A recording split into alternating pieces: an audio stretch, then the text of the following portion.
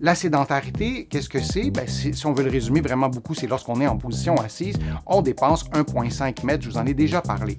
Si on veut comparer avec d'autres activités, ben, vous voyez que lorsque vous marchez, ça varie, hein, parce que ça dépend de notre vitesse de marche. Si on marche en montagne, si on marche sur du plat, bon, etc. Et on peut aller jusqu'à de 3 à 6 mètres. Et si on fait de la course à pied, et là aussi, on pourrait changer le chiffre, mais j'ai mis 10 pour vous donner une idée de ce que ça donne un peu comme mètre. Donc, lorsqu'on est à 1,5, on est vraiment très, très bas. Et depuis 2 décennies, il y a vraiment une augmentation du temps passé en position assise de façon très importante. Donc, on est collectivement de plus en plus en position assise, d'où l'importance de se sensibiliser sur les effets sur notre santé. Chez les 18-59 ans, c'est 8,2 heures par jour. Et là, on se dit, selon l'âge, ça va probablement changer. Probablement que les plus jeunes vont être moins souvent en position assise et les plus vieux vont être plus souvent en position assise, et c'est ce qui se passe pour les 60 ans et plus. 9,4 heures par jour, c'est beaucoup. C'est vraiment énorme, parce que si on ajoute à ça le temps de sommeil, ça fait peu de moments dans la journée où on est en position debout. Et si on regarde maintenant les mêmes chiffres pour les ados, j'ai exclu les enfants parce que c'était un peu trompeur.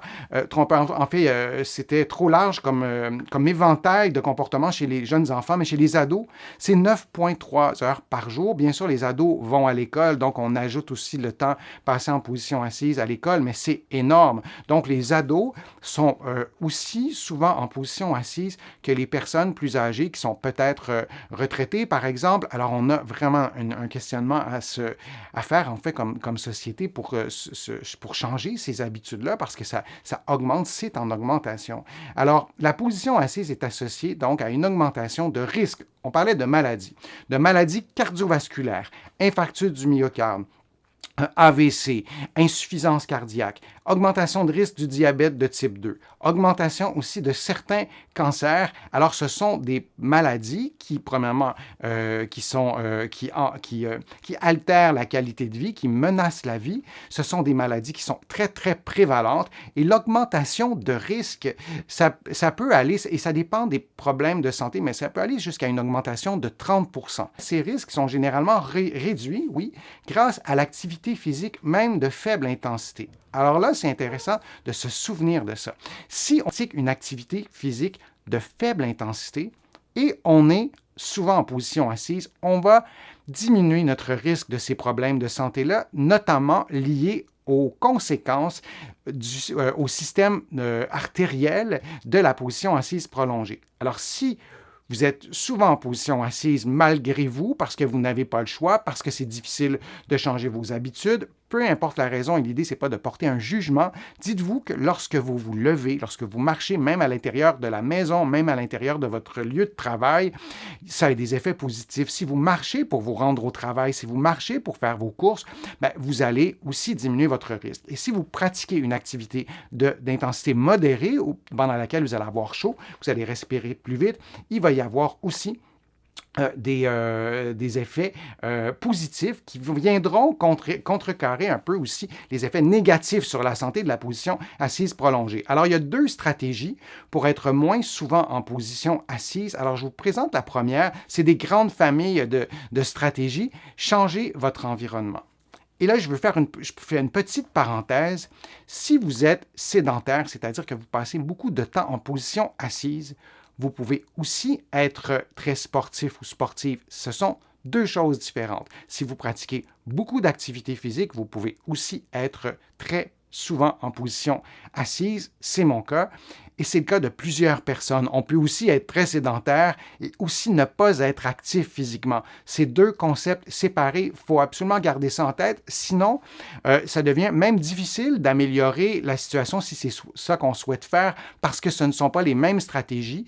Et là, je vous présente des stratégies pour être des familles de stratégies pour être moins sédentaires. Alors, il y a trois environnements sur lesquels il faut se concentrer. Au travail, c'est important. C'est parfois plus difficile lorsqu'on veut être moins sédentaire, plutôt lorsqu'on va être plus souvent debout. C'est parfois plus compliqué, mais j'en parle depuis des années et j'espère que j'aurai sensibilisé certains employeurs. Est-ce que c'est facile chez vous, dans votre coin de pays? Est-ce que les employeurs sont sensibles à ça? Le fait d'être trop souvent en position assise, ça a des effets sur la santé des travailleurs.